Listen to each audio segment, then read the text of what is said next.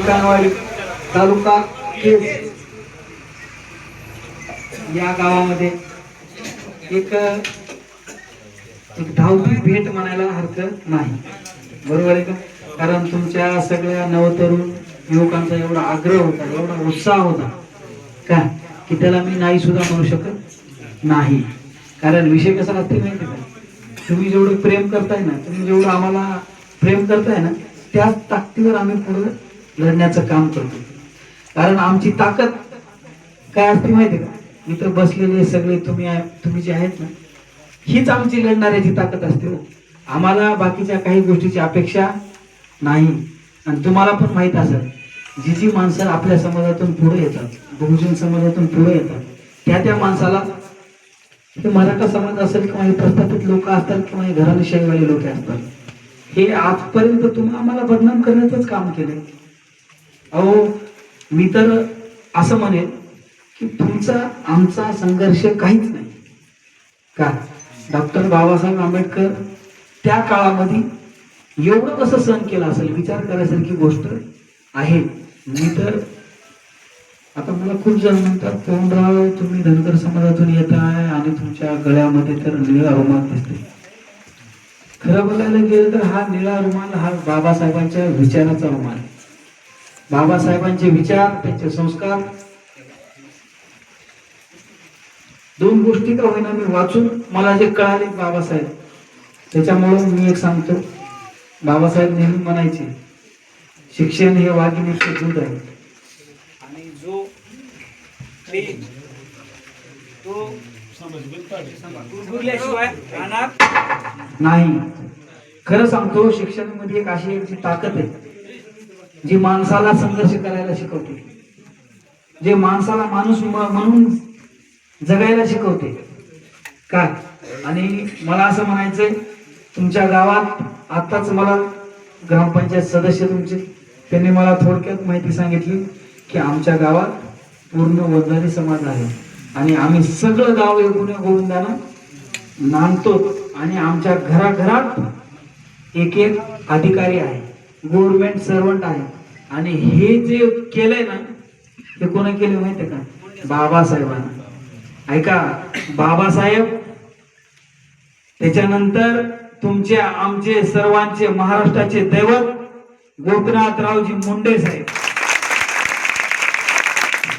ऐका, मुंडे साहेब सुद्धा बाबासाहेबांच्या विचारावर चालणारे होते. आणि तुम्हाला एक सांगतो, तुमच्या गावाला मुंडे साहेबाचे पाय लागले, त्याच्यामुळं मला इथं काही जास्त काही बोलण्याची आवश्यकता नाही. कारण मुंडे साहेबांच्या विचारावर चालणारे तुम्ही आम्ही लोक कधीच कोणावर अत्याचार अन्याय करणार नाही, कधीच कोणाला त्रास देणार नाही. कारण मुंडे साहेबाचा एक वारसा आहे, एक संघर्षाचा वारसा आहे. कारण त्यांना जे त्रास झालाय ना, ते ज्या त्रासातून पुढे आले ते येणं कोणाचं शक्य नाही. त्यांनी तुमच्या आमच्यासाठी जे करून ठेवलंय ना, तेवढं जरी आपण टिकवलं तरी खूप काही कमवल्यासारखं आहे.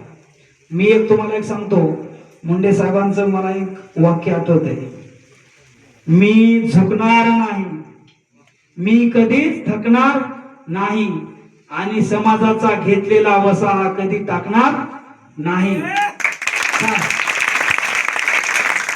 खरं एक सांगतो, मुंडे साहेब म्हणजे असं काय होतं, बस त्यांनी बोलावं आणि तुम्ही आम्ही ऐकतच राहावं आणि ऐकतच राहावं, असे त्यांचे काही शब्द होते ना.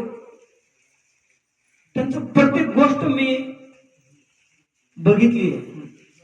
भलेही त्यांचा माझा सहवास कधी आला नाही, पण मीडियाच्या द्वारे त्यांचे जे काही जुने काही भाषणं असतात, त्यांचा संवाद असेल, त्यांची आणि देशमुख साहेबांची जी काही मैत्री असेल, त्यांचा एक वागण्याचा बोलण्याचा एक रुबाब होता, रुबाब. आणि मी तुम्हाला जाणीवपूर्वक मला एक तुम्हाला सांगायचं, आज जर मुंडे साहेब असले असते ना, तर आपल्यावर ही वेळ आली नसती. ही वेळ म्हणजे कोणती, जे तुम्हा आम्हाला आज संघर्ष करावा लागायला आहे आपलं आरक्षण वाचवण्यासाठी, हे जर मुंडे साहेब असले असते ना, तर हे हरामखोर कुठंच बेसुद्धा म्हणून शब्द बाहेर काढला नाही. कारण एवढी ताकद ही मुंडे साहेबाची होती. काय अहो लई संघर्ष आहे. त्याच्यानंतर आपल्या ताईने संघर्ष केला, धनुभाऊनं संघर्ष केला आणि आज त्या दोघाला सुद्धा अस्तित्व टिकवण्यासाठी, त्या समाजासाठी, या तुमच्या आमच्या गोरगरीब जनतेसाठी हे दोघं आज रोडवर येऊन आपल्यासाठी संघर्ष करतात. पण त्यांना सुद्धा काही अडचण आहे, कारण त्यांच्यावर एक बाप म्हणून जे हात असते ना, ते हात कुठेतरी गेल्यामुळं आपल्या पंकजाताईला जे काही त्रास होते, त्या भलेही त्या बोलून दाखवत नसतात, पण त्यांच्या आणि आपल्या मनामध्ये एक उणीव कायम राहील. आपण सहज म्हणून जातो कधी कधी, तुमच्या तर मायला मुंडे साहेब असले असते ना, तुम्हाला आम्ही दाखविला असते. कारण हे प्रेम आहे.